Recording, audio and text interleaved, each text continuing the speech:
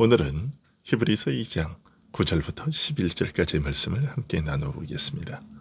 제가 봉독해 드리겠습니다. 오직 우리가 천사들보다 잠시 동안 못하게 하심을 입은 자, 곧 죽음의 고난 받으심으로 말미암아 영광과 존귀로 관을 쓰신 예수를 보니, 이를 행하심은 하나님의 은혜로 말미암아 모든 사람을 위하여 죽음을 맛보려 하심이라.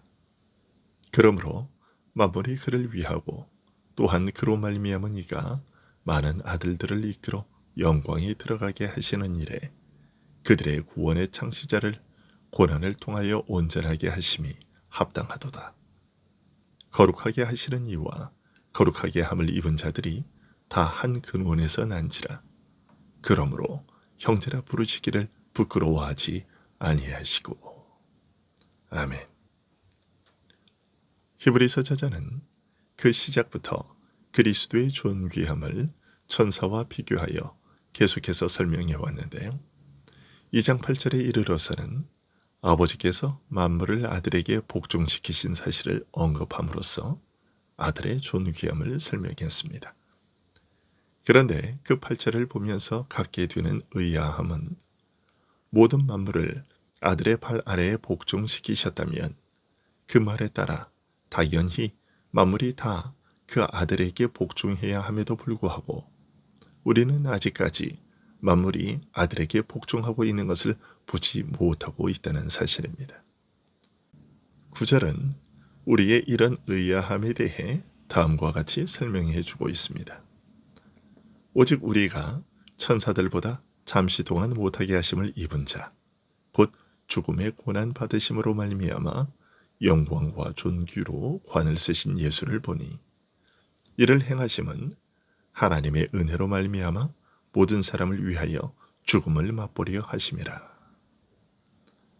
장차 올 세계를 아들에게 복종하게 하시되 모든 영역의 모든 것들을 다 복종하게 하셔서 그의 다스림에서 벗어나는 것이 단 하나도 없게 하실 것을 약속하신 시편 8편의 예언이 아직 지금까지는 완전한 실현을 보지 못했지만, 우리가 보고 확인하는 한 가지의 분명한 사실이 있는데, 그것은 바로 천사들보다 잠깐 동안 못하게 하심을 입어 죽음의 고난을 받으신 후 영광과 존귀로 관쓰신 예수님을 보고 있다는 사실이라는 것입니다. 다시 말해서 시편 8편의 약속과의 예언이 완전한 성취를 보지는 못했지만, 그럼에도 불구하고 죄로 무너진 이의 창조를 회복하고 완성하는 근거가 될 그리스도의 고난과 죽음, 그리고 부활과 승천하여 아버지 우편에 앉으셔서 만유를 다스리시는 영광과 존귀를 이미 받으신 사실은 보고 있다는 것입니다. 마치 결코 흔들리지 않을 견고한 토대와 든든한 보증처럼 주의 고난과 영광은 만물이 반드시 그 발 아래 복종하게 될 것을 시편 8편의 약속의 완전한 성취와 실현을 보장해 주고 있다는 것입니다. 이처럼 천사들보다 존귀하신 분이심에도 불구하고 잠시 동안은 그들보다 못하신 상태, 즉 낮아지시되 죽음의 고난을 받으신 그리스도께서는 부활 승천하시고 하나님 우편에 앉으심으로 메시아의 영광에 들어가셨습니다. 오늘 본문 10절은 이 사실의 중요성에 대해 다음과 같이 설명하고 있습니다. 그러므로 만물이 그를 위하고 또한 그로 말미암은 이가 많은 아들들을 이끌어 영광에 들어가게 하시는 일에 그들의 구원의 창시자를 고난을 통하여 온전하게 하심이 합당하도다. 먼저 하나님을 설명하되 만물이 그를 위하고 또한 그로 말미암은 이라고 말하고 있습니다. 즉 하나님은 만물과 만사의 목적과 과정이 되시는 분이라는 것이죠. 그 하나님에게는 많은 아들을 이끌어 영광에 들어가게 할 그들의 구원의 주를 고난으로 완전케 하시는 것이 합당했다고 말하고 있습니다. 하나님께서 수많은 자녀를 얻으시고 그들을 영광에 들어가게 하시기 위해 그들을 인도할 구원의 줄을 세우실 때 그 구원자를 고난으로 완전하게 하시는 것이 적절하고 반드시 필요했다는 뜻입니다. 고난의 죽음 없이는 허다한 죄인을 하나님의 자녀로 삼아 그들을 영광에 들어가게 하는 역할을 완전하게 감당할 수 없었다는 뜻입니다. 그 비참하고 끔찍한 죽음이 오히려 구원의 주로서 완전함에 이르게 했다는 뜻입니다. 그리고 이처럼 우리로 하여금 하나님의 자녀가 되어 그 영광에 들어가게 하는 것이 구원의 주이신 그리스도의 역할이었습니다. 그런데 하나님의 자녀가 된다는 것이 무엇을 뜻하는지 11절은 좀 더 자세히 이렇게 설명해 주고 있습니다. 거룩하게 하시는 이와 거룩하게 함을 입은 자들이 다 한 근원에서 난지라.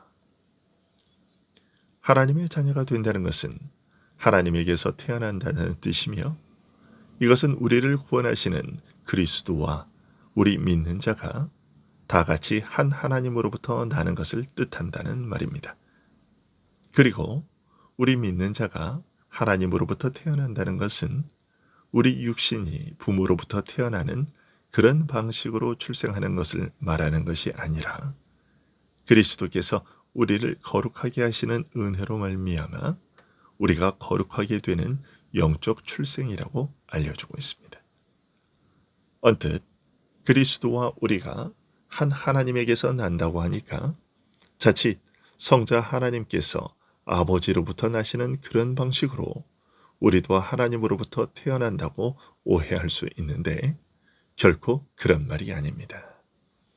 이 말은 단지 우리가 하나님으로 말미암아 영적으로 거듭나 하나님의 자녀가 되는 것과 그리스도께서 하나님의 아들로서 사람이 되신 것, 즉 이 두 일이 모두 한 분 하나님으로부터 말미암은 일이라는 사실을 말하고 있는 것입니다.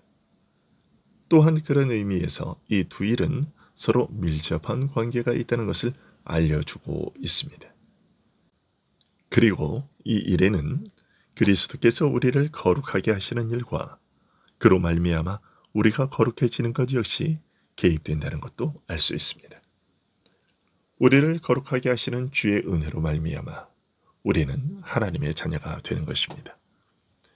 이런 영적 출생을 두고서 요한복음 1장 13절은 이는 혈통으로나 육정으로나 사람의 뜻으로 나지 아니하고 오직 하나님께로부터 난 자들이니라고 말하고 있습니다.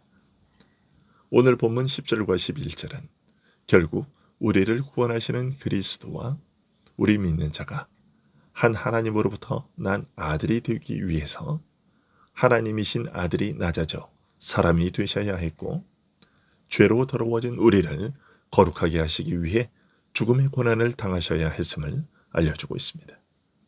그리고 11절 마지막 부분에 그러므로 형제라 부르시기를 부끄러워하지 아니하셨다라는 말은 그리스도께서 친히 사람이 되어 죽음의 고난을 맛보심으로써 우리 믿는 자를 하나님의 아들이 되게 하신 그 은혜의 크고 기이함을 알려주되 주께서 우리 믿는 자를 형제라고 즉 한 부모에게서 태어나서 모든 것을 공유하는 형제라고 부르기를 부끄러워하지 않으셨다고 말하고 있습니다. 주님께서 우리에게 베푸신 은혜는 이처럼 크고 놀랍고 귀중한 것입니다. 기도하겠습니다.